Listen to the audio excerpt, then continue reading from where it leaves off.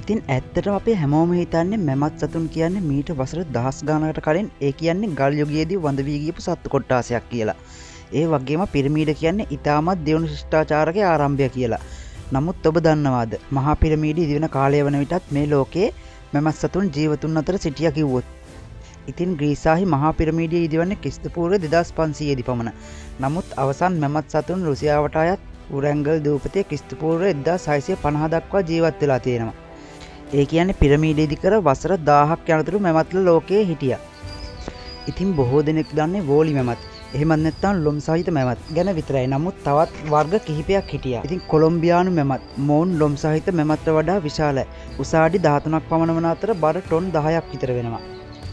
වාමන මැමත් දූපත්වල හුදකලා වූ මැමත් සතුන් කාලයක් සමග ප්‍රමාණයෙන් කුඩා වුණා. ඔවුන්ගේ උස අඩි 6ක් පමණයි. සාමාන්‍ය මිනිසුන්ගේ උසට සමානයි. දල මැමත්. ඉතින් මැමත් සතෙකුගේ දල අඩි 16ක් විතර දිගු වෙන්න පුළුවන්. මේ දලවල ඇති වළලු පරීක්ෂා කිරීමෙන් විද්‍යාඥයන්ට ඒ සතාගේ වයස සහ ජීවත් වූ පරිසරය ගැන කියන්න පුළුවන්. මැමත්ලා හිටිය තැන්වල තිබුණේ මැමත් ස්ටෙප් කියන තනබිම්. ඔවුන් හිම මත ඇවිදින විට හිම තද වෙනවා. ඒ නිසා පොළව යට තියෙන අයිස් තට්ටු දිය නොවී ආරක්ෂා වෙනවා. මැමත්ලා නැතුණාම ඒ තනබිම් වනාන්තර සහ පාසි වලින් නැහුණා. ඒ නිසා අද වන විට ආක්ටික් කලාපයේ අයිස් දියවීම වේගවත් වී ඇති බව විද්‍යාඥයින් පවසනවා.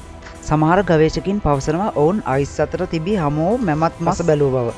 නමුත් විද්‍යාත්මක බැලුවොත් ඒ මස් දැන් තිබෙන්නේ නරක් වූ තත්ත්වයක.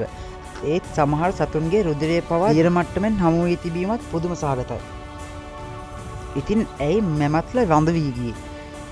ඉතින් අයිස් යුගයේ අවසන් වී ලෝකයේ උණුසුම් වෙද්දී උන්ට අවශ්‍ය තනබිම් නැති වුණා. මිනිසුන් ආහාර සහ ඇඳුම් සඳහා මැමත් සතුන් දඩයම් කළා. ඉතින් අවසන් කාලයේදී උරැන්ගල් දූපතේ සිටි මැමත් සතුන්ට ඔවුන්ගේ ඉවදැනීමේ හැකියාව පවා අහිමි වී තිබුණා.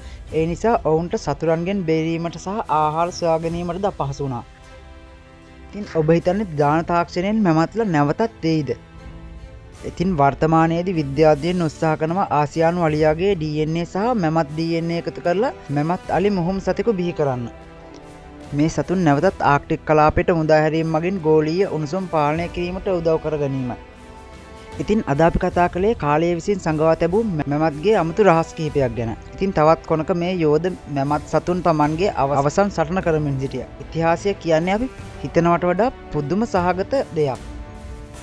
සමහර විට තව වසර කිහිපයකින් නවීන විද්‍යාවට පින් සිද්ධ වෙන්න අපි ආයෙමත් මේ මැමත් සතුන්ව දකින්න වාසනාවන්ත වේවි. එතකල් මේ වගේ අමුතු සහ නොදන්නා තොරතුරු දැනගන්න අපේ channel එක subscribe කරලා එකතු වෙන්න.